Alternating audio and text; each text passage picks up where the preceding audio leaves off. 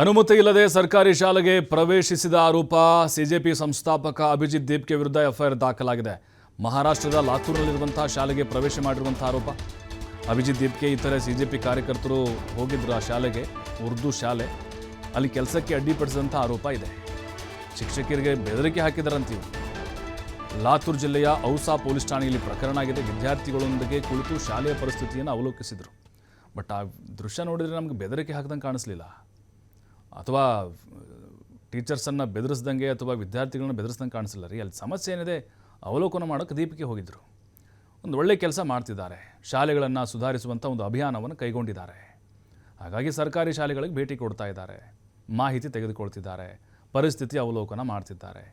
ನೋಡಿ, ಇದಕ್ಕೇ ಎಫ್ಐಆರ್ ಹಾಕಿಬಿಟ್ಟಿದ್ದಾರೆ. ಎಂಥ ಒಂದು ವ್ಯವಸ್ಥೆ ಅನ್ನೋದು ಗೊತ್ತಾಗ್ತಿದೆ ನಮಗೆ. ಅಂದರೆ ಯಾವ ರೀತಿ ಟಾರ್ಗೆಟ್ ಆಗಿದ್ದಾರೆ ಅಂತ. ಸ್ಕೂಲ್ ಟಿಕ್ ಕರೋ ಅಭಿಯಾನ ಸಿಜೆಪಿಯಿಂದ ಶುರುವಾಗಿದೆ. ಅಂದರೆ ಶಾಲೆಗಳನ್ನು ಸುಧಾರಿಸಿ ಅನ್ನುವಂಥ ಅಭಿಯಾನ. ಆಗಸ್ಟ್ 15ಕ್ಕೆ ಹೋಗಿದ್ದರು ಇವರು. ಆ ಸಂದರ್ಭದಲ್ಲಿ ಉರ್ದು ಶಾಲೆ ಆಯ್ಕೆ ಮಾಡಿಕೊಂಡಿದ್ದರು, ಪರಿಶೀಲನೆ ಮಾಡಿ ಹೋಗಿದ್ದರು.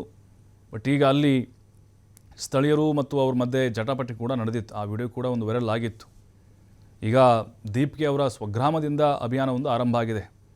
ಅಂದಿನಿಂದ ಸಿಜೆಪಿ ಸದಸ್ಯರು ವಿವಿಧ ರಾಜ್ಯಗಳ ಹಲವು ಶಾಲೆಗಳಿಗೆ ಭೇಟಿ ಕೊಡ್ತಾನೆ ಇದ್ದಾರೆ. ಈ ವೇಳೆ ಕೆಲವು ಕಡೆಗಳಲ್ಲಿ ಅವರು ವಿರೋಧವನ್ನು ಕೂಡ ಎದುರಿಸಿದ್ದಾರೆ. ಮತ್ತು ಈಗ ಸರ್ಕಾರದ ನಡೆಗೆ ಭಾಳಷ್ಟು ಆಕ್ರೋಶ ವ್ಯಕ್ತವಾಗ್ತಾ ಇದೆ. ಯಾಕೆಂದರೆ ಅಲ್ಲಿ ಧರ್ಮೇಂದ್ರ ಪ್ರಧಾನ್ ರಾಜೀನಾಮೆ ಪಡೆದುಕೊಂಡ್ರು, ಮತ್ತು ಮಹಾರಾಷ್ಟ್ರದಲ್ಲಿ ಸರ್ಕಾರವನ್ನು ಟಾರ್ಗೆಟ್ ಮಾಡಿಬಿಟ್ರ ಅನ್ನುವಂಥ ಆಲೋಚನೆಗೆ ಬಿದ್ದು ಈಗ ಸಹಜವಾಗಿ ಸರ್ಕಾರದವರು ಹತ್ತಿಕ್ಕುವಂಥ ಪ್ರಯತ್ನವನ್ನು ಮಾಡ್ತಿದ್ದಾರೆ ಅನ್ನೋದು ಸಿಜೆಪಿಯವರ ಆರೋಪ.